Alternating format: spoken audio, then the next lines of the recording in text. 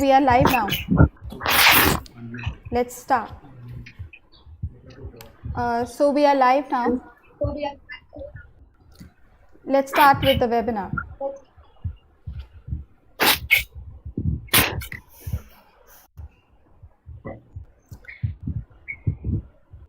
A very good afternoon to all. Today, the world is going through a storm, and all of us are in the middle of the ocean, riding the tide and fighting the calamity together. On this auspicious occasion of Buddha Purnima, we have come together with our highly eminent panelists to discuss the future of travel and hospitality industry. And I, Shraddha Sinha, will be the moderator for today's discussion, along with Mr. Chandan Jaiswal, COO and co-founder of Travelbaits. We welcome our distinguished guests, highly respected Shri Vinod Zutshi sir, former secretary to the Ministry of Tourism, Govt of India, and a senior patron member of ABTO. He has a major contribution in the Election Commission of India. His countless contributions to other industries and sectors are also noteworthy. He has been an advisor to the government in critical matters and policy framing. It's our pleasure to have you on our event, sir. Shri Bikram Pandey, Kaji sir, Goodwill Ambassador, Lumbini Development Trust, Lumbini, Ministry of Tourism and Culture, Government of Nepal. He is also the Consul General for Greece. He is one of the founding members of ABTO and has been working for cross-border tourism across India and Nepal and on the life of Buddha. Welcome, sir. Dr. Efendi Hansen, sir, Vice Chairman of Mahayana Pureland Buddhist Council, Indonesia, former Vice-Rector of Dutavira Buddhist College, Jakarta, Indonesia, and a distinguished citizen of Indonesia. He has a major role in opening the Asia-Pacific office of ABTO in Thailand and has been a very active member in social community. Dr. Kaulesh Kumar, Secretary General of ABTO, Association of Buddhist Tour Operators, the platform for tourism with Buddhism. He is also the member of National Tourism Advisory Council of India, Ministry of Tourism, Govt of India. Warm welcome, sir. Thank you, Shraddha. Bengon Jansanthia ma'am, Managing Director, Sayama Group Travels Thailand. She is also a member of Executive Committee of ATTA, Association of Travel and Tour in Thailand, FATA. She is the Consul General of Ukraine. She has a major contribution in opening the Asia-Pacific office of ABTO in Pattaya, Thailand, and in releasing the second edition of ABTO magazine, Touch to the World. Welcome, ma'am. Professor Idris Gautama sir, a passionate teacher and the director of the Binus University, Indonesia. He was a software engineer, also worked in consulting for many industries and banks. He has served as an IT auditor, head of division in Indonesia, and also been the finance director of a recognized oil company in Indonesia. Welcome, sir. Welcome. Ms. Inoi Yuki, ma'am, Managing Director, Mahamaya Group of Hotel, Bodh Gaya. She has been teaching Japanese to several students in Bodh Gaya and working hard for the upliftment of village girls. She follows the path of Buddha and has been doing a lot of social service in Bodh Gaya and around. Welcome, ma'am. We welcome all our honorary guests, invitees and viewers. With the fear of the pandemic all around, I would like to begin the session by quoting an optimistic verse from Lord Buddha. Every experience, no matter how bad it seems, holds within it a blessing of some kind. Our goal is to find it. With this, I would like to request Shri Vinod Zutshi sir to speak a few words.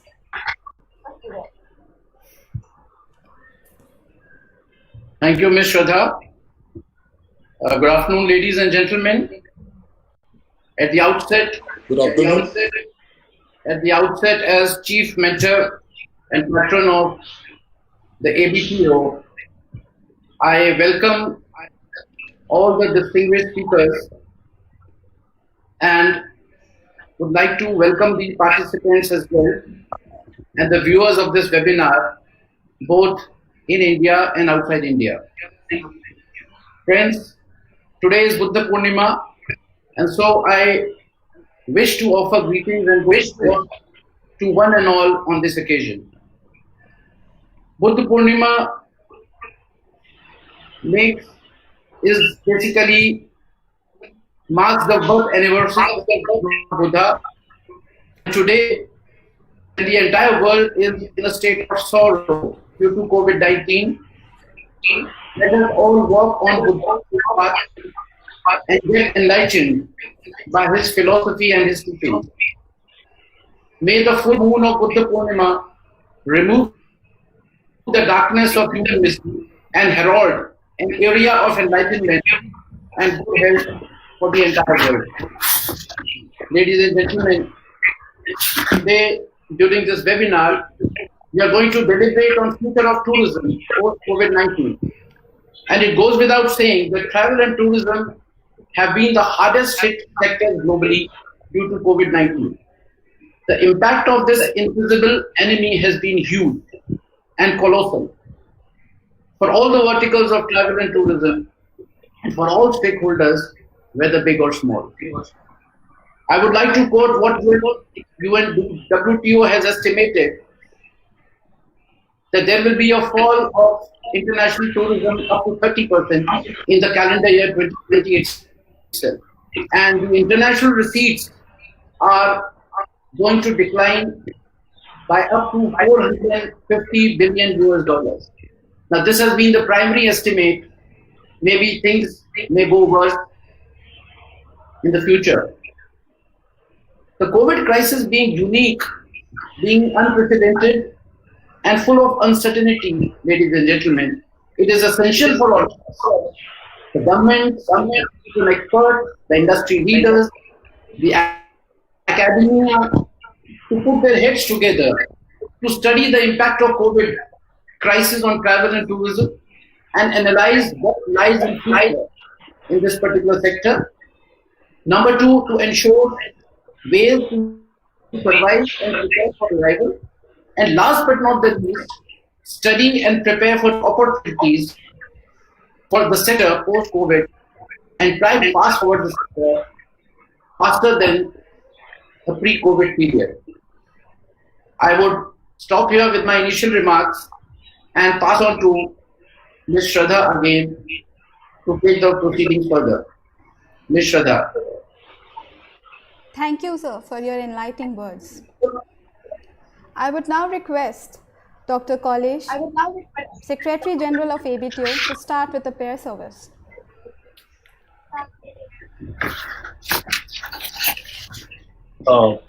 Prayer, Santaji? Yes, sir. So all together we Namo Tasse we start only for 1 minute because today they have a holiday and Buddha Purnima also from there. So together we can do Namo Tasse Bhagavato Arhato Shamma Sambuddhasya Buddham Saranam Gacchami Dhammam Saranam Gacchami Sangham Saranam Gacchami. Thank you, sir. Thank you so much, sir. I would like to remind the viewers who are watching us live on YouTube that they can type and send us their questions from the live chat option on their screen. Please mention the honorary speakers whom the question is for. We would like to take up those questions at the end of the session as per the time permits. Taking no more time, I would like to open the platform for discussion on how we may stand together for the travel ecosystem. My first question is to our honorable speaker, Shri Vinod Zutshi, sir. Sir, how do you assess the current situation of the travel industry? Do you see light on the horizon?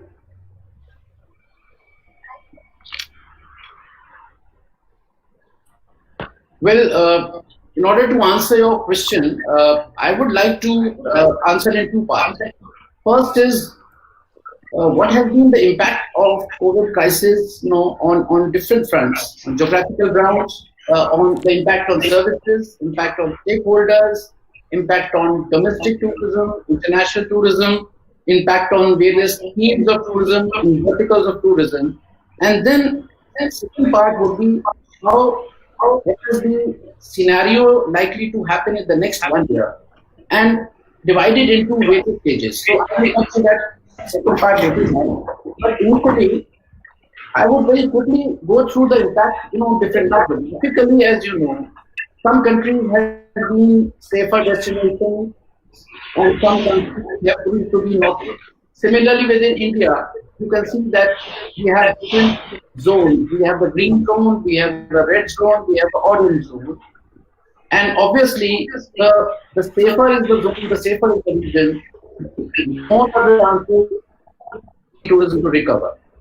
Coming to the stakeholders and services, I feel that airlines and public transport have been the worst affected. Today, the ground transport will still fare better than the other two sectors, including the water as a transport. Then, in terms of hospitality, the urban hotels is a bigger crisis than the wayside amenities, the wayside resorts, the homestays. The tour operators and travel agents, in any case, they are going to bear the brunt. The restaurants may not face so much of a problem, because even during the COVID crisis, you have seen that online supply chain has been changed by the email, by Swiggy and Zomato, and come 17th May or 18th May, as I see, you will have the restaurant started opening with the protocol. The protocol, of course, would be the training will be different from what has been all these years previous to the COVID-19 happened. So basically media enterprises have also tried to look at it, but they would also be the first to start, rolling out, because the wayside, small dhabas, the wayside small standalone, places, they have also been allowed in the present lockdown 3.0 as well. Coming to the government, of course, the government gives relief to everyone at the same time. It also has faced big losses. You have the GST losses, you have foreign exchange earning loss, you have the visa fee loss. Then, in terms of domestic and international, I would say that domestic tourism is going to come first, then the international tourism, for obvious reasons. Because for international tourism, you have to have new visa regime. The countries will have to revisit their visa policies and see which countries are safer, where we can invite people and offer visas. Similarly, for India also, it will be very choosy and selective in the initial phase. International airlines are also not likely to start immediately. But the domestic airlines, the domestic movement, especially the road travel, can generate a lot of tourism in the coming days. In fact, I foresee a lot of opening of domestic tourism after 17th May, and especially in the green zone and the orange zone. Even the red zone, although the hotels and restaurants have not been started in all the zones, but I have a feeling that come 17th May, and if things don't, because the restaurants and the hotels are also going to start, but of course with certain parameters, certain health protocols, certain restrictions about the occupancy, about the number of staff and all, like it has happened in the present. Similarly, in terms of the various themes and verticals, ladies and gentlemen, I see MICE and cruise and religious and medical tourism, and even leisure to some extent, not happening immediately, because wherever you have crowds, wherever you have problem of health safety, it will come at the later stage. But at the same time, eco-tourism, rural tourism, adventure tourism, tourism, even social tourism, weddings will also start happening, because you may have also seen in India that the weddings have been allowed with 50 people and with certain restrictions. Now, this is the kind of, even the thing with socializing, social tourism is going to happen in the coming period. So, coming to the overall impact that would cover all the sectors or all the stakeholders which I have just discussed, is number one, the jobs. The retention of jobs is very important. Number two, the liquidity crunch. which is a problem with everyone, whether it is SMEs, whether it is tour operators, travel agents, working capital, and also the fact that the government immediately will not be able to help such small enterprises, even bigger enterprises, to pay salaries for their staff. So first requirement which I see is, that one has to be in the game. You must remain in business. You must be able to start your operations immediately when the government starts relaxing the restrictions. So what I'm seeing is a new global order of tourism and travel will emerge. And let me also tell you, we will have to adjust ourselves to live with COVID-19. You can see today most of the economies in the world are opening. The US is opening despite the fact that it has not probably reached its peak. Similarly, Italy and Spain have also started opening.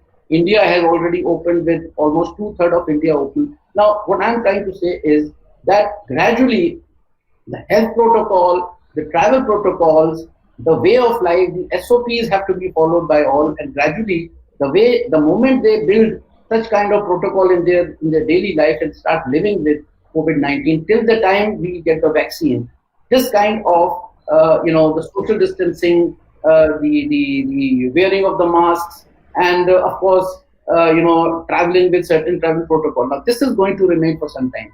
Coming to the horizon part, ladies and gentlemen, I have a feeling that already in Indian context, I can say that people have started moving, especially in the green zone and the orange zone. There has been no restriction. Even the shops are open. Traveling by people is allowed in private thing. Even yesterday, the Honorable Minister has announced that public transport is likely to start in India very soon. Maybe I have a feeling that 17 May, after the lockdown 3 or whatever exit of 2, you may call, that the domestic flights are going to start. And once the domestic flights start, things will start rolling out and become more and more normal. Come July, and I see that international traveling to some countries, which are safer countries, are also likely to start. And I would like to mention here that it also will depend upon how safe the places are. And today on Buddha Purnima, since we are also part of Buddhist tourism, I would like to also, on a positive note, like to mention that India and South Asia, the Southeast Asia, including Japan, we are on a stronger footing than the countries in Europe, in Americas, and Middle East, as far as travel and tourism is concerned, because these countries, the South Asian and Southeast Asian countries, the regional hub of Buddhist tourism, which lies in this area, is going to have an upper hand compared to other places. And therefore, I have a feeling that even Buddhist tourism, along with other verticals of tourism, is going to go faster and also is going to flourish, in post-COVID era. And coming back to horizon, I have a feeling that 1 year period is crucial. And also, even if you starting operating and starting opening up around May, around 17th May and later on in July, I feel that by October, that is the season for this part of the world, things will become more and more normal. And as I had mentioned earlier, once we get the vaccine for COVID, which is likely to happen the way things are happening, we may be surprised to get a vaccine very soon, maybe by September, by October. And once it starts rolling out, it will be a game changer for all. And then, of course, the tourism will enter into a phase of fast forward. So basically, I take a 1 year span starting from, say, January or February up to the next February as the period of turmoil in which things will start rolling out. The tourism and travel industry is unviable because of low volume of business, because of restrictions, because of SOPs, because of health safety, because of travel protocols, which nobody can help. If airlines have to take only half number of seats or maybe occupy half number of seats because of health safety, obviously they will not be viable. At the same time, I also feel that the travel and tourism will become costlier in this world because somewhere this unviability has to be compensated. So by and large, to sum up on this question that you have asked, Rita, I would like to mention, number one, the problem is gigantic. Number two, the things are opening. All the countries are very keen on opening as fast as possible.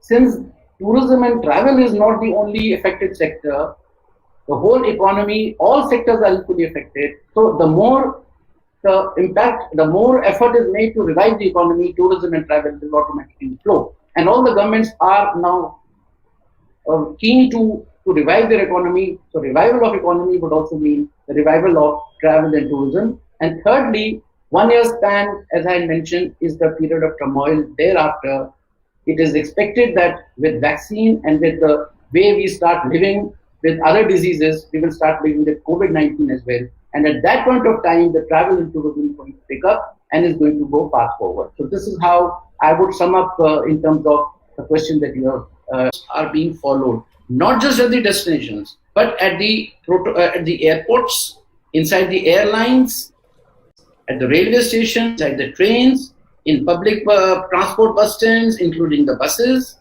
The health protocols are being followed in the hotels, in the restaurants, in amusement parks, and all the destinations where the people go.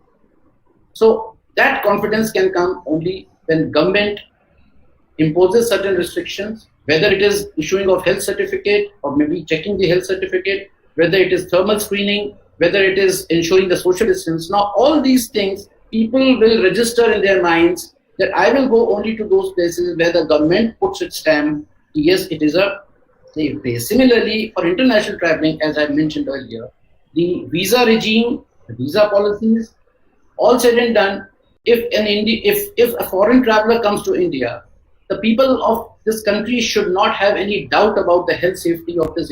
They should have so much of confidence in the government and in the system that if this gentleman, the traveler has come to India, he is 100% safe. Similarly, when Indians go to outside countries, the residents there should have this feeling. Now, this kind of, I would say trust and perception would play a role in the coming days, and government has to ensure that confidence and trust and dispel the perception if there is any wrong perception. Coming to the government's help for survival and revival of economy in terms of financial packages, in terms of monetary or non-monetary measures, I would like to mention that India has already come out with a huge package of 1.7 lakh crores for the poor and the needy. That was the first tranche, and this is how the government of India had started. But at the same time, it has already given a lot of relief by giving moratoriums of the payments in GST, in income taxes, other taxes, then postponing the principal and interest amount, the banks, then ESI withdrawals this is the kind of, but the actual financial help in terms of the special package is yet to come. And the reason is that the Ministry of Tourism in India has now constituted a national tourism task force with the Honorable Minister of Tourism as its chairperson, and with all the stakeholders, industry chambers and associations and state government ministers. So this tourism task force that is expected will deliberate on the revival package, listen to all the issues which have been raised by industry chambers, whether it is FICCI, CII and IATO and other associations, and they are going to put it together and come out with the revival package. Now, this is how the government has an intention. But at the same time, I have a feeling that it is time that the government should come out with some more fiscal and monetary measures for the stakeholders of tourism in order to give them some confidence that we are ready to handhold them. I would also like to mention that, what are the various areas which I feel that, amongst when the revival package is discussed, what are the various ways by which any country, and particularly in Indian context, I would like to say, first and foremost is ensure liquidity, providing loans, providing working capital at reduced interest rates, whether through financial institutions or whether through any tourism revival corpus. Number two, we have to reduce the tax burden, whether it is lowering of GST taxes rates, whether it is deferring of GST. Thirdly, the state governments also have a very major role. Waiver of taxes, the charges, the incentives which are offered by state governments, like entertainment tax, like highway tax, slashing the power and water rates. These are the things which state governments can also do. coming to the Ministry of Tourism's efforts, there are many schemes. I wish that Ministry of Tourism prepares a scheme to serve the domestic travel and tourism players, and to particularly help the travel agents and tour operators to provide them loans and incentives. And similarly, in providing interest subvention to the MSMEs, who are basically the worst hit, and raising the liquidity level and bringing them back into operation. Let us not forget, ladies and gentlemen, tourism will not flourish unless the supply chain is maintained. Now, what will the tourists do if there are no supplies? What if there are no vendors, if there are no restaurants, if there are no hotels, they're not able to operate? So basically, the supply chain and demand has to be. It is not that the tourist will just go to any place without the supply chain in place. So every country has to ensure that putting the supply chain back in order is very important. And that can happen when we have to handhold them in whichever manner the government can afford, but it has to help. I would like to also mention that some of the countries have already taken very clear-cut initiatives in terms of providing help to the tourism and travel sector directly. For example, I will give you a few instances. Hong Kong has released an aid of about $258 million for airline and aviation operators. It has also prepared a travel agent subsidy scheme, for helping the travel agents. Italy has come out with a pure Italy package. I'm not going to go into the details because of time. Germany has come out with a liquidity assistance through loans worth about $610 billion. Australia has come out with a $632 million USD, which includes travel and tourism sector also. France has come out with a solidarity fund worth about 2.2 billion USD for MSMEs for travel and tourism. Singapore has waived the license fees for hotels, travel agents, tour guides. It has created a working capital loan for SMEs and has given 100% tax rebate for hotels and eateries for the whole year. UK has come out with 13 billion stimulus package. USA, as you know, has come out with 2 trillion USD stimulus to help the economy as a whole. And Spain has also come out with a package of $436 million for liquidity of tourism companies. So, friends, what I'm trying to say is that gradually India and all the other countries, as they recover from the initial trauma of this health emergency, of this invisible enemy, when the economy starts rolling out, the economy starts opening, more and more such packages, more and such relief will certainly come. You have to be the trade and travel and trade industry has to be a bit patient. And I would also like to mention that the next 1 year, as I mentioned earlier, is going to remain a bit unviable. So you have to remain for your liquidity. You have to see that your staff does not go. You may have to even rationalize your staff because you cannot bear the cost. You may have to add an extra price to the traveling and tourism and make it more costlier, because you have to ultimately realize the losses which you have borne and also to make up for the losses which may come up because of unviability in the coming year. And as I had mentioned, once these things settle down, once people, the consumers, the customers, they have this confidence that traveling is no longer as unsafe as one had thought. There is a perception issue also. At times, the media makes things more scary. And once you realize yourself that it is not as unsafe as one had thought, people are likely to come out. People are waiting in the wings. They would like to travel. Travel and tourism is unstoppable. You can never stop people. It's a matter of freedom of movement for people. And so I have a feeling that tourism bounce back. Tourism has always been resilient. And therefore I have a feeling that except for the period of 1 year in turmoil, we are going to bounce back and we are going to be back in the business. And tourism is going to be fast forward in the entire world, including India and Asia. So this is how, Dr. Kaulesh, I thought that the government intervention is required. If there are any questions later on, after all the speakers have spoken, I'll be very happy to answer any questions that they may like to ask. Thank you. Thank you so much for your valuable input, sir. That was very positive and optimistic input from Vinod Zutshi, sir. My next question is to Dr. Kaulesh, sir. So what is your assessment of the current situation, and how do you think the members of your organization have been affected?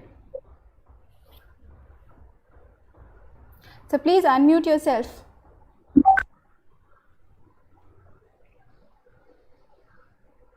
Kaulesh, sir, please unmute yourself.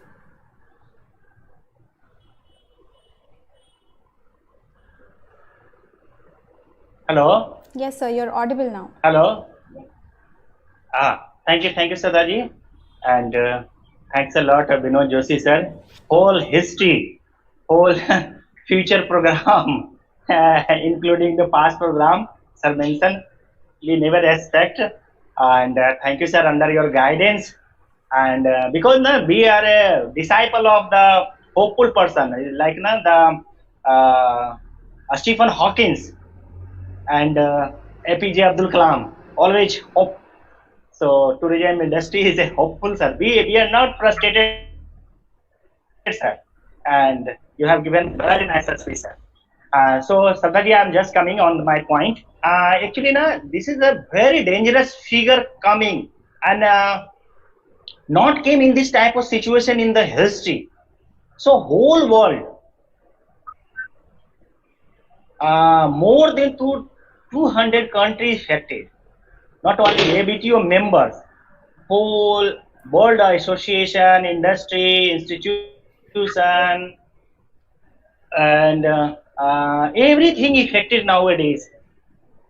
So our members, non-members also, everyone they affected certainly. So, but because anything happening, then we are not going to frustrate. If this type of happening affected, then what can do? We are first a human. After Corona, we will survive and we will come with the powerful energy and hope the other organizations may become like UN, another one, UN, WTO, other organization, and they can give a path, simple path, and then they will come. So whole the world affected, sir. Thank you so much, Kaulesh, sir. My next question is to Bikram Pandey, sir. Sir, you have been doing a lot to promote Nepal tourism. So, what is the impact of coronavirus on travel ecosystem, and how is Nepal planning to revive the tourism industry post COVID-19?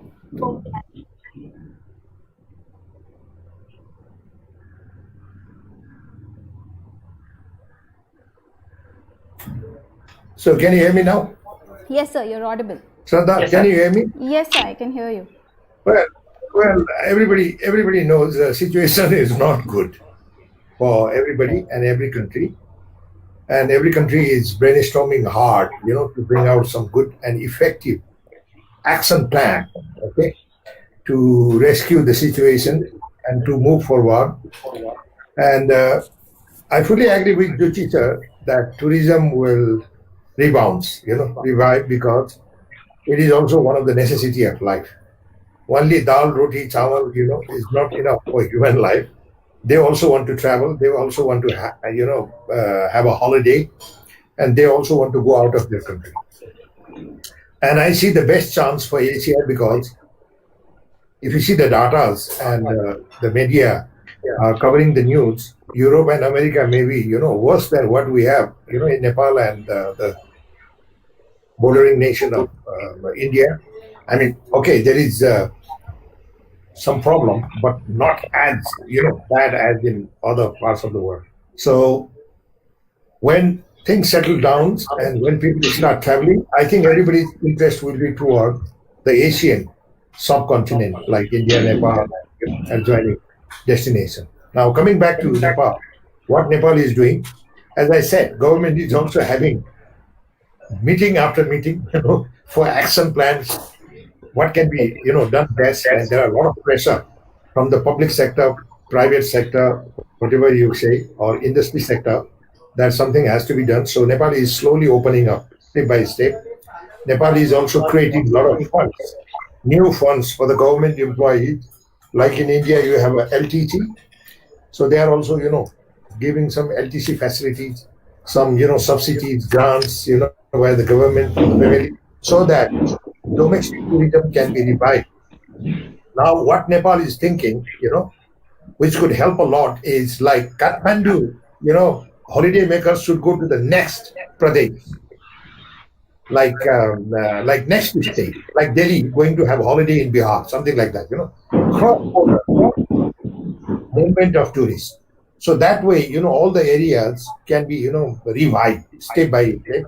So if seminars are going to be held, by any Kathmandu, people, they should either do in Pokhara, the western state of Nepal, or they should do in Virat state of Nepal. So that way, they are trying to give a little bit of the boost, okay, for the movement of the people.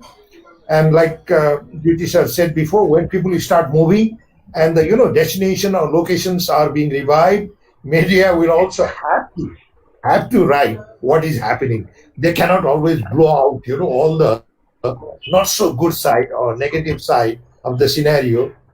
When something is happening, they will also have a mercy doing something that they will present as it is happening, which will also give a good message to the world. And in the same way, the airlines are trying doing their own job. They are cutting down, fare. Now, international fare will be down again because the fuel price has gone down, I think $40-50 per barrel. So the international, flight will go down. And the domestic airline of Nepal are also, trimming down their fares because fuel price has gone down. The government is giving concession or free to parking, landing, takeoff, expenses. So that way, and the hotel now sector, they are also doing their job part, bringing all the price down as, a revival package, not business package, but revival package, okay? And in the same way, travel industry, transport, people, they are also doing the same. So post-corona will be like a bonanza holiday, What you buy in $1,000 package, now maybe you will be buying $200-300. So everybody will take a chance because everybody needs holiday. So this type of the attraction, luring the tourists to our respective destination may not bring all the tourism we have lost, but it will definitely give a good start. Okay, and once people start to travel, and it will be revived and the message will go and all the international channels will start to broadcast. And I also proposed to the government recently, which I had proposed in India in September 2018, there was a global religious dialogue. I had proposed, if every country is talking about making money by FDI, why not they also bless their own countrymen by opening of FDL? FDI stand for foreign direct investment. FDL stand for foreign direct loan. You can get a loan, from international market in 1 to 3%. Maybe Yuki knows better because she comes from Japan. Maybe they have the same system. But here in India and Nepal, the loan, interest rates are between 12 to 14% or 14.5%, So I have also in my own capacity as a tourism, businessman, I have also proposed to my government that they should also open FTL, if it is possible. I don't know. I'm not a, ruling man. What are the complications and difficulties? If there is a way for FDI, there must be a way for FDL. Okay. So this way, they are all trying to revive the post-corona period. Now the Chinese are waiting to come to Nepal because we have already, 175,000 per year to 200,000 Chinese tourists visiting Nepal, and their per person spending is $80 to $100 per day. Okay, so the Chinese are waiting. Now even Indian pilgrims, they know that Nepal is little in the higher elevation, which is bacteria-free. When you go to the mountain, it's a normally bacteria-free climate. So they all know. So there will be some movement of people prompting the cross-border tourism again, between India and Nepal in the Buddhist sector, because I am also associated with ABTO, with Dr. Kaulesh Kumar. Now in the Buddhist sector is the same, because when Buddha said to his disciple and his follower that all the people who are following Buddha's way of life, because Buddha never said it's a religion, he said way of life. They should visit 4 important steps of his life.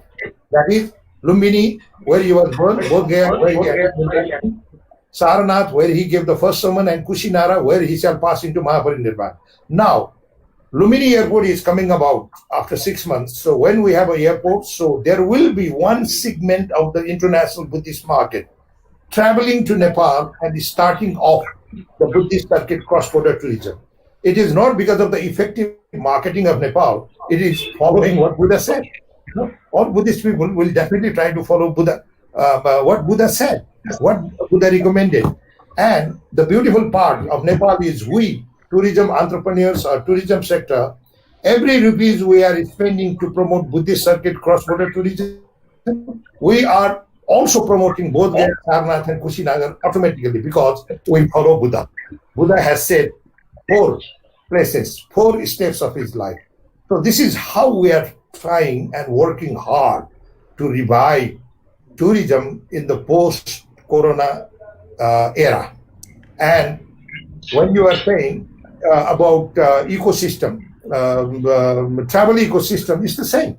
Working in cross-border tourism, like, the tourists, like we have about, say 1 million, foreign tourists. These tourists can travel to India. Like, they can go to Bangalore, fly, because we have a flight. So if they are spending 1 week in Nepal, another 5 days, 6 days, they can spend in South India and go back home.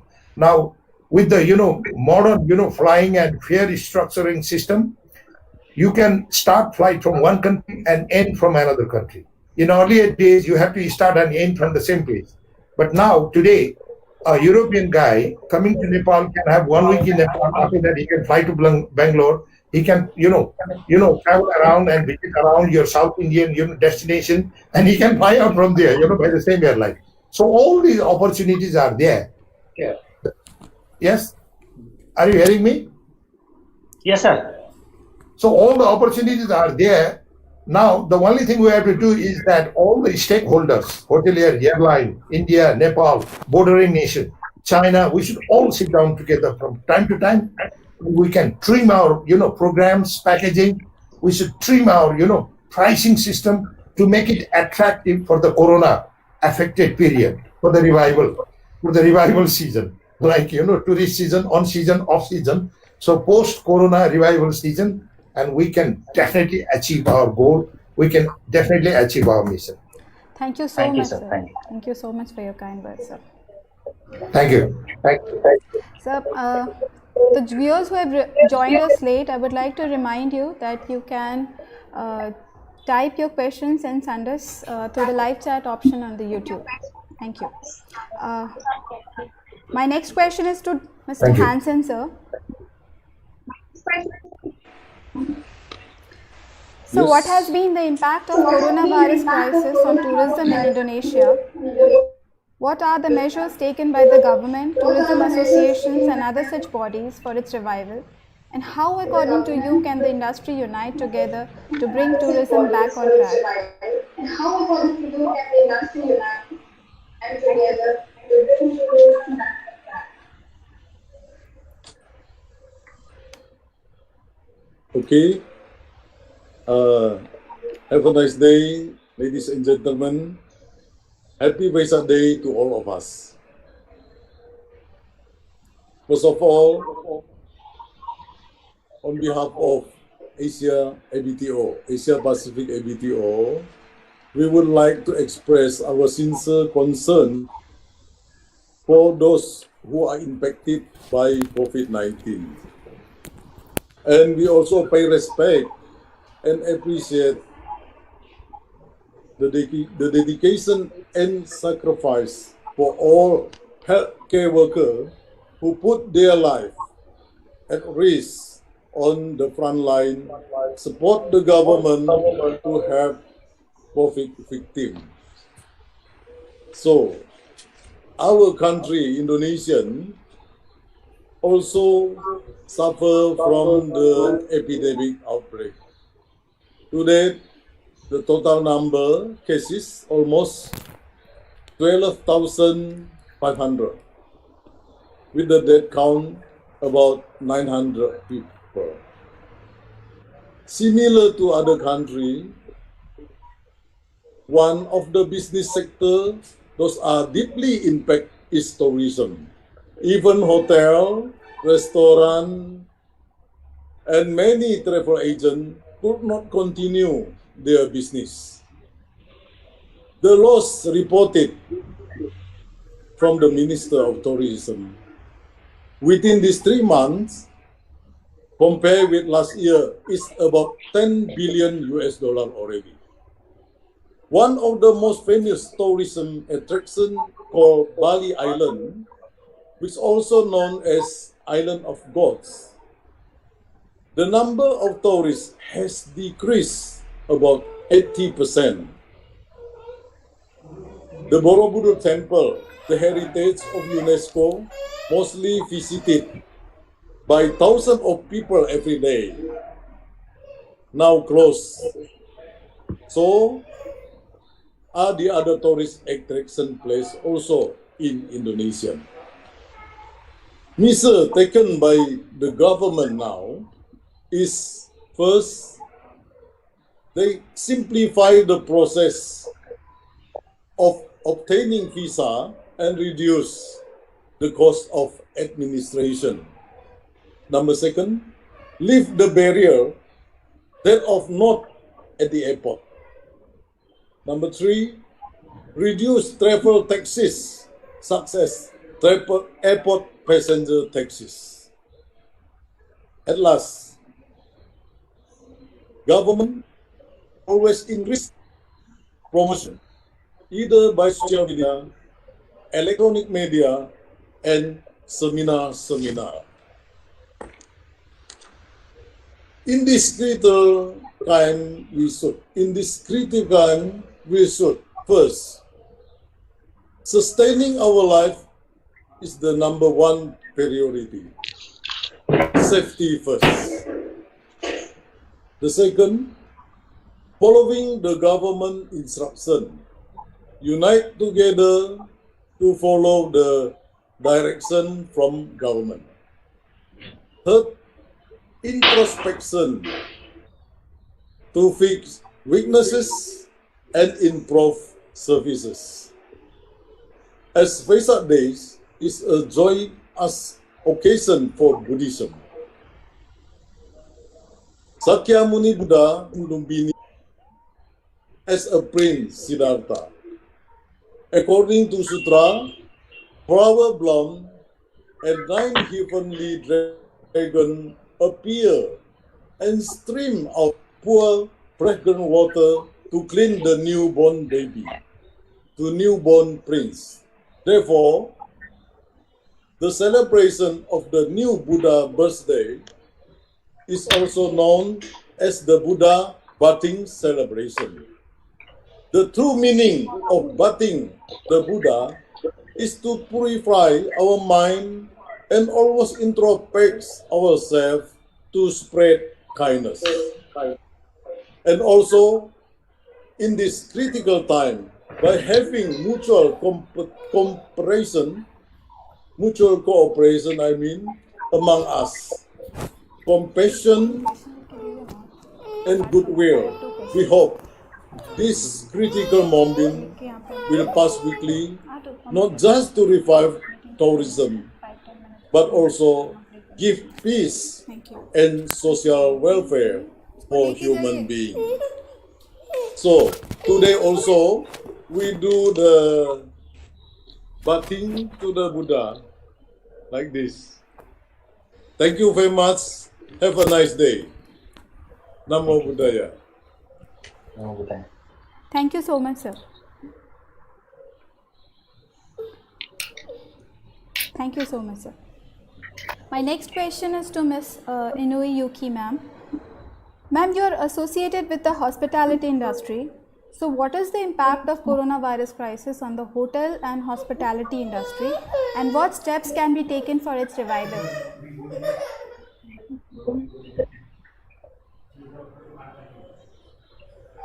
Okay, thank you. I'm very honored to be here the impact from coronavirus on hospitality industry is very, very big. My husband and I are running 2 hotels in Bodh Gaya, and we closed the hotels for the guests from outside. But we have a long time guests here. So inside we open, but outside we closed our hotels. And I think it's a same situation for most of the hotels and the restaurants in Bodh Gaya as our hotel.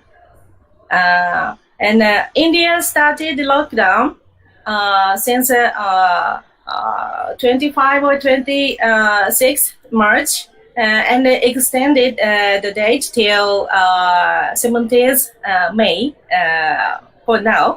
And there's no foreign guests except monks in Bodh Gaya. Today is Buddha Jayanti. It's so important festival for the Buddhists all over the world. But it's very sad. There's only limited monks are doing prayer in the Mahabodhi temple. And outside, almost there's no tourist here in Bodh Gaya. It's very sad. And all the street, not only about the tourists, about local people in the daytime, we don't see any people in the daytime here. Only limited time in the morning and in the evening. Only limited time. The government allowed people to go out for only for the grocery things or necessary things to buy. Otherwise, daytime there's no people outside. And I'm a social worker, and my husband and I run a free school for poor children. And I also teach Japanese for more than 100 students. And we closed our school and Japanese class before lockdown, following the order from Bihar state government to close all schools. And we started online class through video meeting application like this. And I continue online class during the lockdown. And I hope the situation will be better after 6 months. And I hope it will be normal as before within a year, I hope. And what we can do now is to do some maintenance work for our facilities and making advertising videos about sightseeing places for the guests in the future, post-corona time. And after the coronavirus pandemic, I think people around the world will be more sensitive about the sanitization. So we, hospitality industry, should prepare to accept them in very safety way. We can show by making guidance videos like how we care about hygienic foods, and we can show how to travel in safe way, what tourists should do for it after the corona.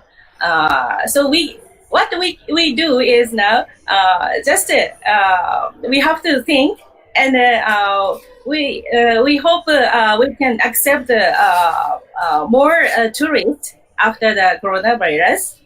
And about Japan, I'd like to tell about a little bit Japan because I'm a Japanese. About Japan, APA Hotel is a very big hotel chain in Japan, and APA Hotel gives their whole buildings to local government, so that the light symptoms coronavirus patients can stay at their rooms, and many local governments offered, and they contracted because there's lack of the rooms to accept the whole patients in the hospitals in Japan too.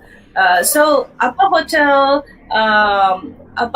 is had a good idea, and they sold how to continue their business in this situation, and also they serve to the society at the same time. It's good, I think, and I wish all safe, and pray for the pandemic will be over soon.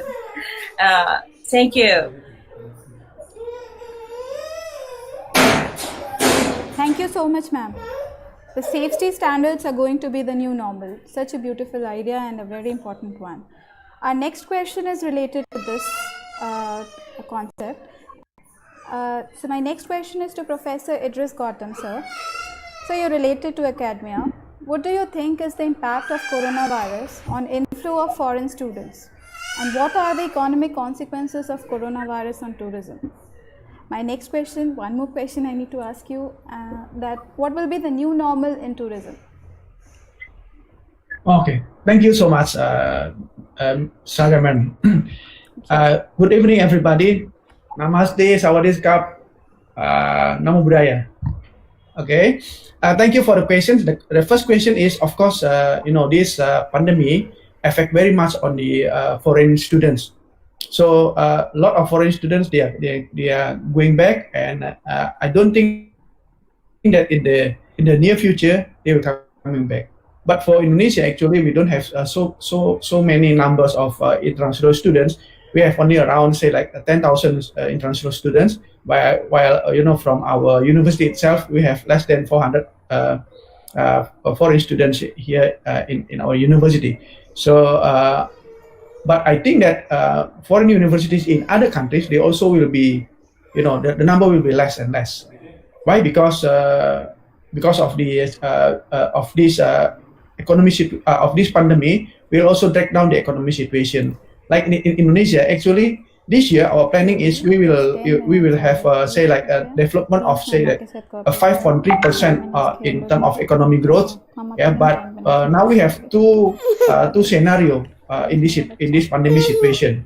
If the situation is hard, then we will maybe only can achieve around 2.3% of the growth of the economy of our economy. And if the situation is severe, then we can, even the growth is minus 0.4% of our economy. So you can see how the pandemic affect. I think that not only Indonesia but all over the world. But because the question is for Indonesia, then I answer for the Indonesia. Okay, then in the past we also experienced a bomb blast. Yeah, years ago. Yeah, before the bomb blast, you can go to public area freely, right? Like if you drive car, then you can go inside to the shopping mall just as you want. But after the blast, there is a new normal. So if you come to the shopping mall, then your car will be searched first before you can come in to the parking area. Then I think this pandemic also, may also affect the new normal. Yeah, these days I have seen videos on the aircraft, how the aircraft treated their air crews.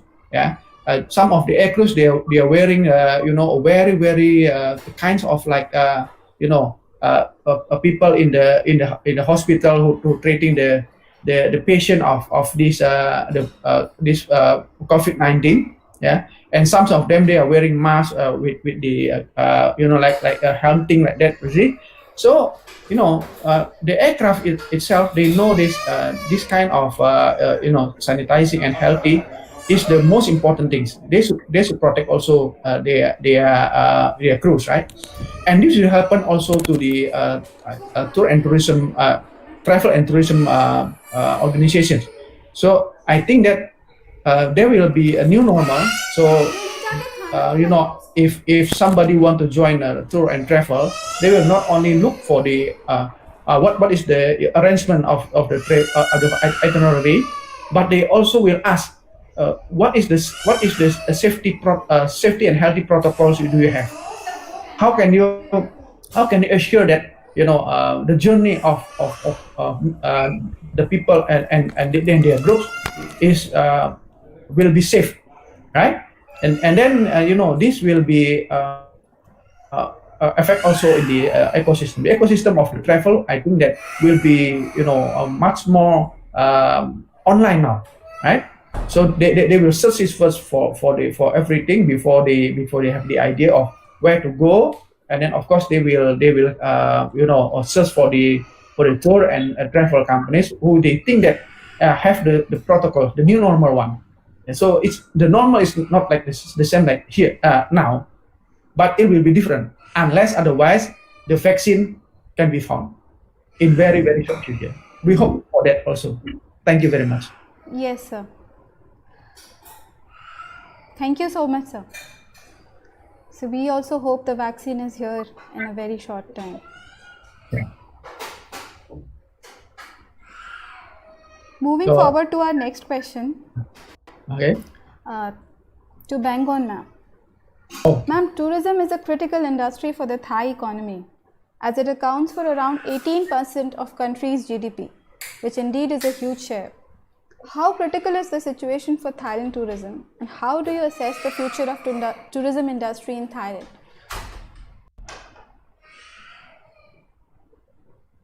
Ma'am, are you able to hear me? Okay. Good afternoon, everybody. Good afternoon. For now, as you say, in Thailand, I think everybody get the effect on pandemic of the COVID-19. But in Thailand, I think it's much more suffer than the other because of our country has relay on tourism industry. As you say, that is 18% of GDP is because of tourism.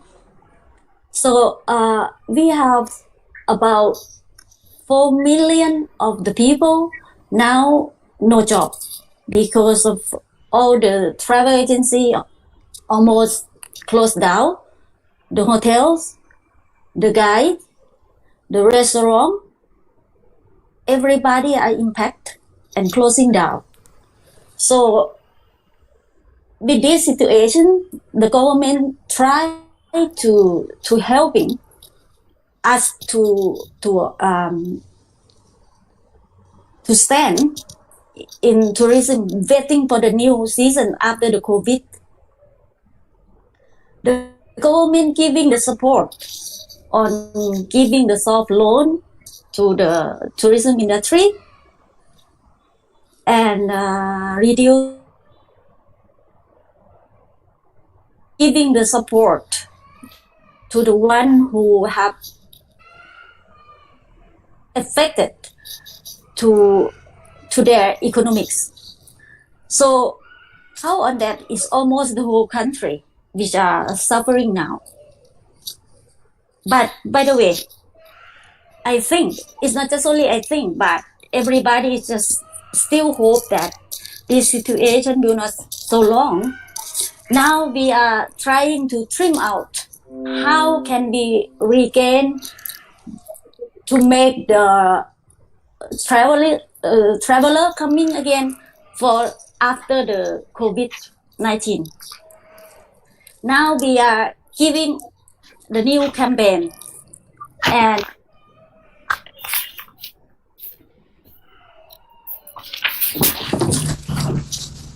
giving a very cheap price of the air parking, the landing fee and parking fee for the airplane, and many more.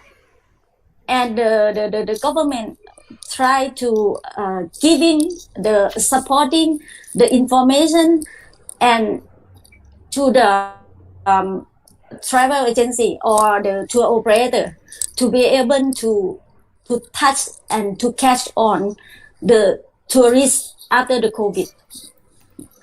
We studying in deep of each market to understand how they want and what they want, so then we can serve them on the right way now.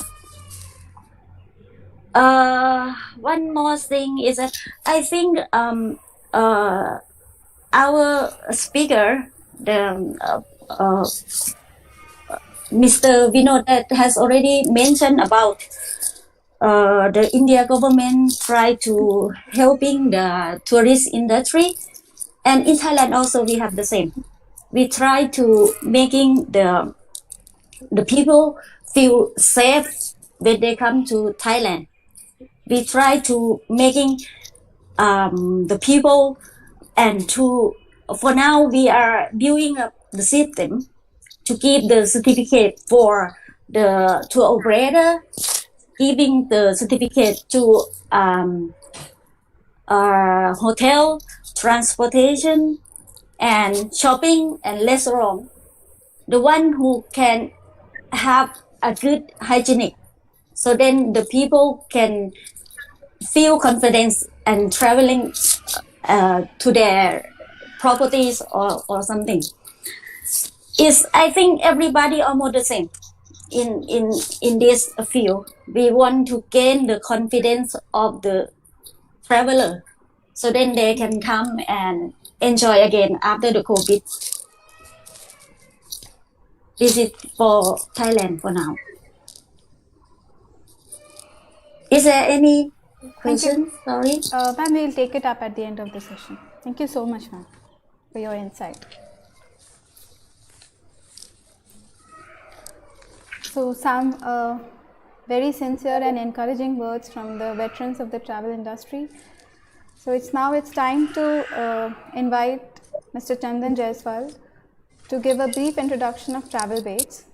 He would also walk you through the virtual tour of Bodh Gaya and give you a glimpse of the digital interventions that Travelbaits is making in travel and tourism space. Mr. Chandan?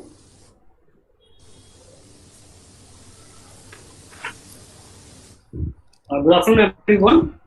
This is Chandan from Travelbaits, and let me take this platform to introduce how Travelbaits has been bringing in new elements in terms of travel scope. So we basically are a tour agency, but we have been focused in creating and launching unique experiences into the market. We are increasingly becoming a travel consulting company rather than just a tour agency, refreshing our itineraries with new elements to keep them fresh. We are also looking into the avenues of digital transformations and experiences that could be brought into the travel space. Virtual tours, virtual reality tours, and integrated tourism, the buzzwords of yesterday, have suddenly become a viable reality today. The pandemic has made us think on it more deeply, how to integrate them. So quickly, let me brief everyone on these terms. So virtual tour is basically a simulation of an existing location, usually composed of a sequence of videos or still images. It may also use other multimedia elements such as sound effects, music, narration, and text. In terms of technical complexity, this is the easiest of the three that I have mentioned before, namely virtual reality and integrated tourism. One can buy the digital content already created by someone or get it done in customized manner for themselves and then add the required activities / movement controls as well as narration to them. There are a few virtual tour providers in the country, but none of them have offered of tourist importance in the eastern part of the country.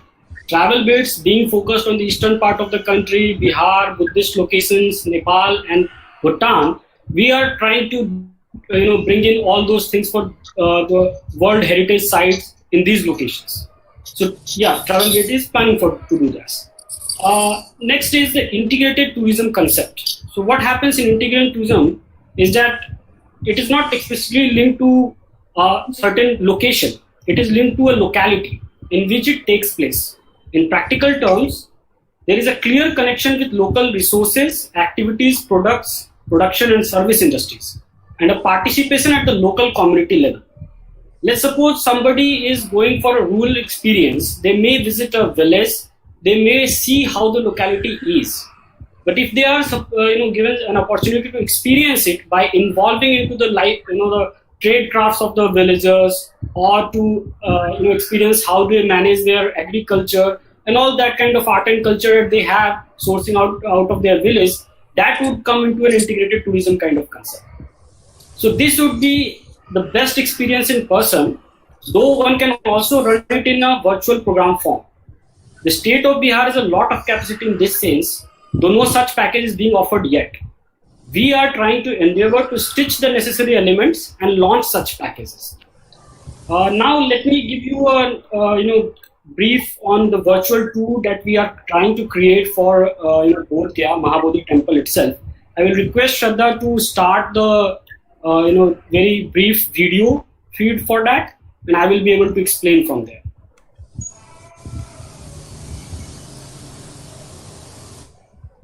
Yeah.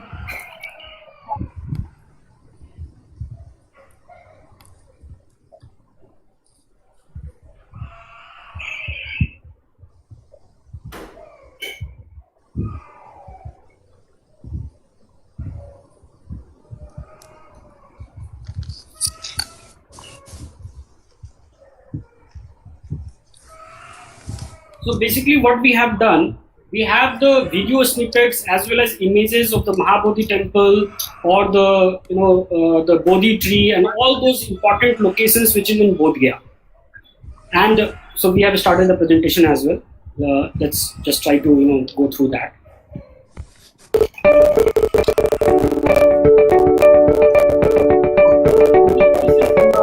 How to start. Somebody has tried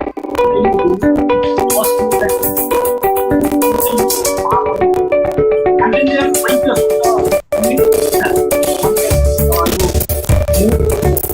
the next slide is also very about the slide. What is important for that?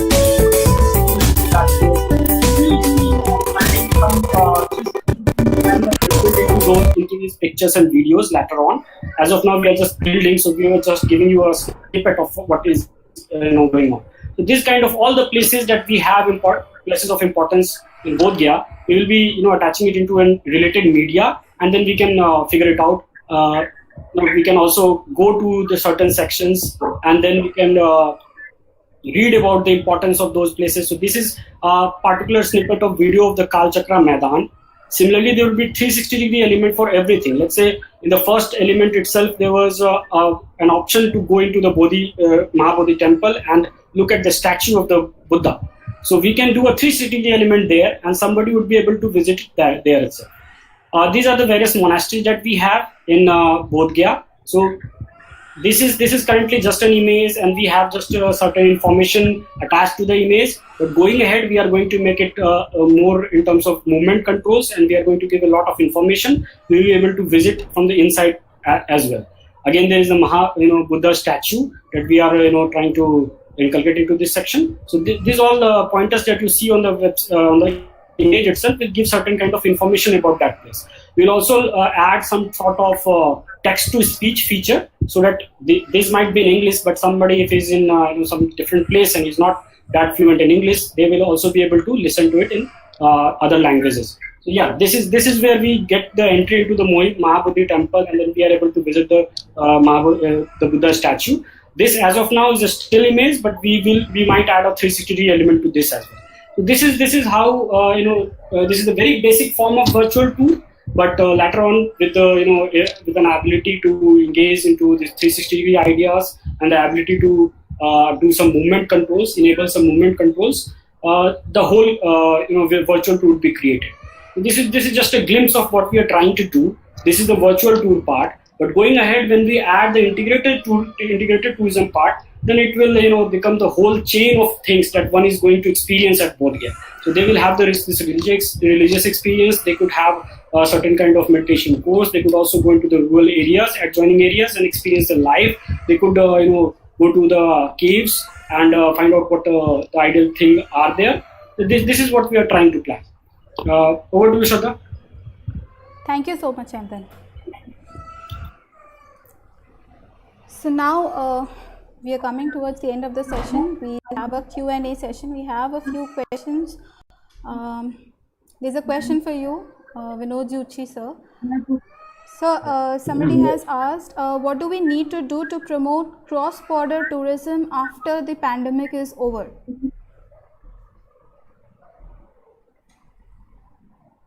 You see, cross-border tourism is nothing but international tourism.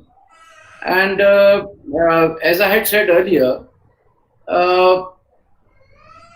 depending upon how safe your destination is, the countries will start opening their own, the host countries will start entertaining such people only who are from the relatively coming from a safer destination. Now, in terms of safety, I'm sure there is going to be a global safety norm for traveling as well. And there will be some standard operating procedure for international traveling, in the sense that what kind of certificates are required, what kind of screening methods are required at the international airports, both while you are departing from your own country and when you are entering into your own country. I will give you an example. Today is 7th May. Govt of India has launched a massive campaign of getting the Indians who are stranded in other countries, and it's a big operation. Now the SOP which the government has followed is, today they are Indians, tomorrow they can be international travelers also. So they will be tested when they land. They will be tested by the country from where they are departing. For example, UAE, United Arab Emirates, people stranded there will test them on health grounds. Then they will board the planes. When they come to India, they will be again subjected to health check.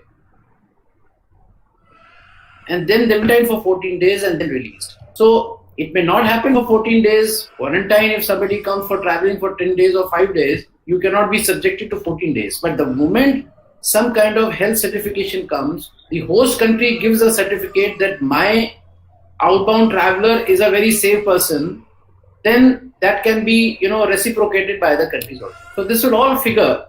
Now, in terms of cross-border, it could be even by road. Now, when we talk of Asian countries, a lot of people can travel, through the road transport, crossing the boundaries. So in that also, the protocol will have to be followed. There will not be any major difference between what was happening earlier and what will happen post-COVID. I don't see any major change in the activity. The psyche of the people is the same. The destinations remain the same. The verticals and themes are same. The only thing is that COVID-19 will be added to to the list of diseases which are already existing. I remember when I traveled to a country in Africa to injections for yellow fever. Now, same thing will happen when people travel from one country to the other. So a new protocol will come in. When people come into another country, the travelers, international travelers, there is another fear that I had already hinted, but I'll talk in more detail, is that the credibility and the suspicion about the international traveler. Suppose tomorrow if somebody comes and the Indians see them in Taj Mahal or Agra Fort or wherever, so they will start having doubts. Now you cannot show your certificate, on to everyone that I have a certificate. Now this is where we have to provide confidence, inculcate confidence in the people, of its country, that now we have made such a anyone who has come into India, your country, is healthy, safe, and you can interact with it. Or he will be subjected to these protocols. He will wear a mask, he will keep a social distance. Now that has to be ingrained into the system and percolated down, because not everyone will see the awareness campaign of the government. So not everyone reads the newspaper. So it will gradually come into so those doubts will remain. Even when Indians travel to other countries, that doubt will remain. So those doubts have to be dispelled and they will go gradually, because in everybody's interest, the travel and tourism prosperity through tourism and travel is everyone's need. And as I mentioned in the beginning, travel is a human need, and it is something which you cannot prevent. And economy depends on traveling, and nobody can prevent its economy to go down. It is basically the need to revive the economy that the countries are opening, despite the fact that it can be risky from the health point of view, but at times the economy takes precedence over anything else. And if the economy has to improve, then travel is a must. And if economy has improved, the travel and tourism will automatically improve. So cross-border tourism is going to be restored, though at a later stage. Initially, all of us should focus on domestic tourism and try to mitigate your losses, try to come up with in your business, try to revive your business from the domestic segment and not look for international immediately. Because if you just keep waiting for international cross-border tourism, you may be surprised that, and it depends on some other country. If some other country doesn't, if India doesn't allow any country to come in, nobody can force any person to go into India. So this is how things are going to happen. Thank you. Thank you so much, Vinod Zutshi, sir, for the great insight. There is one more question to Dr. Kaulesh. So the question is, what steps has ABTO taken so far, and what do you plan? How do you plan the future?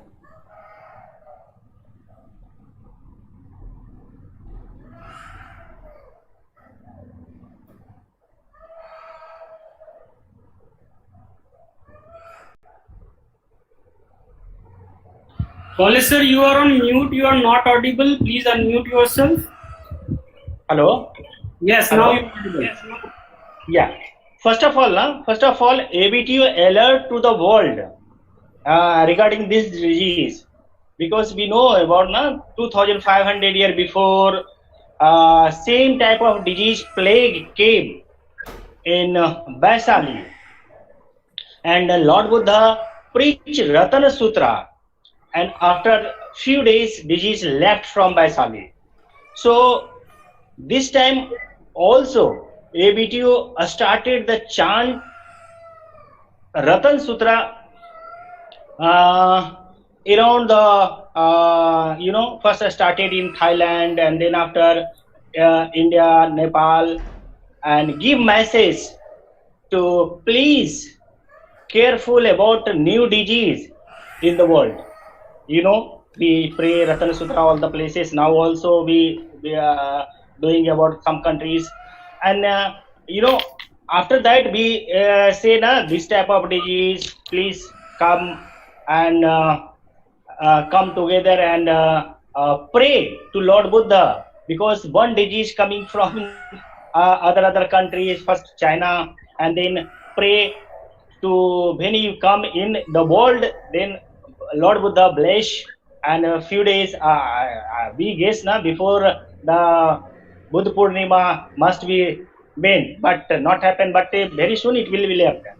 So regarding this, we all know that 100% tourism industry affected, very well. Sir, Vinod sir given all the example, not only tourism industry, all industry that was affected, and we think that for recovering it will take maybe the 2 or 3 years. So we launched some program that will be the beneficial for the tourism industry as well as the other industry. Like we discovered the new formula, tourism. Tourism is equal to H3 plus NAC. H3 hotel, hospital, and hospitality. Hotel can anytime, like corona, like World War, or anytime, any happening, the hotel can convert in hospital, so that we can save the maintenance charge, recover the maintenance charge, and employment also they can do, because not so many earlier very well in hotel industry there is a one word, doctor on call. So, and medical tourism. But now we are just going to say, no doctor in call, no medical tourism. Doctor in hotel, hospital in hotel. So, because now in any hotel more than 50, minimum 50 or 60 employees there. So we can run, hotel can run mini hospital every day. And hotel industry, every day guest, new guest is coming, going, whatever. So my request, we can make a hotel as a hospital. Emergency can convert hospital, and then after any time we can save the maintenance and employment problem we can solve. And then after H3 plus NAC. NAC matlab, N means nature. Love nature, not disturb nature. Every places you must love nature. And then A means agriculture, interest in agriculture. Because in every hotels, every tourism industry, they are taking from the market here and there. They are not taking, and some the other original, the real things, real raw material is not coming from the market or mall or whatever. So if we can adopt some village or agriculture, or we can appoint in a hotel also as a farmer. We are appointing the travel desk, shopping mall, whatever. But one agriculture area also. So if someone they want to go village tourism, there is a one word also, village tourism. Some tourists want to go entertainment for few hours, for a few minutes, they can go village and then can see the village area, village culture and whatever, and we can, we are so many times going in Nepal, and we saw in Kasai hotel, this is the Japanese hotel, and they are making all the raw material, mostly raw material, food, vegetables from the hotel, organic food. And in Sikkim, you see in every hotels, every places, the organic food they are doing. So we can adopt an interest village agriculture, so that the farmer cannot do suicide, and we can adopt the village also and solve the problem of village also. Whatever the guests, they can give donation, whatever they want to plant anything in village. So after a few years, the guests again come, then see, oh, this is the tree we planted in that time. And then after C means culture. You must respect the culture. When you coming in Bihar, there is a Chhat Puja. When you going, we just came from the Raipur. In the tribal area, there are different type of no clothes ladies wearing, very few clothes. Another one you see the Jharkhand and other places. So my request, you must respect nature. Yes, you can promote, you can support to the local culture, but not disturb. So respect the local culture also. And then we also discussing with our member, especially to Vinod sir and other one also. Because now due to the corona and other one, we also ABTO also want to start online 1 year diploma course tourism with Buddhism.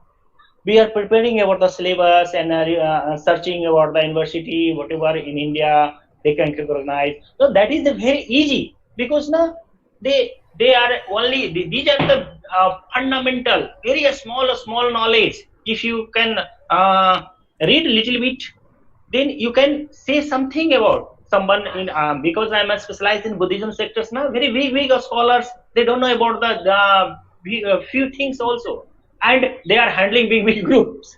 So that's why we have started tourism. What is the tourism and what is Buddhism? Little Buddhism means not religion, way of life, art of living, and Buddhist sectors, Buddhist pilgrimage. Because the Asia, as Vinod sir is saying, this is the center. And I just going to remind Vinod Joshi sir, in Buddha Gaya, I said must put golden of this sector after secretary. He said, no, Kaulesh, this is not only for the golden triangle, this is the diamond triangle. And now I'm feeling, oh my God, whole Asia, Southeast Asia, 35 countries, that is the Buddhist country, and in these places, 4 places is a lifeline of that country. Everyone they want to come in a one life. And then after we have started new formula also. One world, one tourism, one platform, ABTO platform. Because more than 35 country ABTO is running. So why not we come in one platform and we can work together?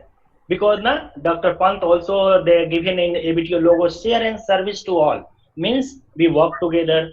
In ABTO post is not so important. Everyone is equal. So they given share and service to all. Means we can work together. We can any information we can share with peaceful. So this one we just going to start one board, one tourism, and one platform, ABTO platform, where all can work together with brotherhood and give value of life. Yeah, thank you so much, sir. Thank you so much for explaining the idea of ABTO and the beautiful concept. So with this we come to the end of the session.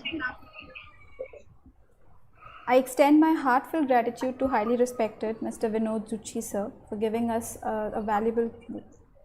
his valuable time for the webinar, and to all the honorary speakers who have joined us today to give us an insight into what the tourism industry is going through and show us the brighter side of the horizon. Thank you all thank you to the viewers and to all our honorary panelists. Thank you. Thank you for joining us. Thank you, everybody. Thank you for joining us. Thank you. Thank you. Thank you, sir. Thank you so much. Thank you very much. Thank you, everybody. Sayonara, sayonara, sayonara, sayonara.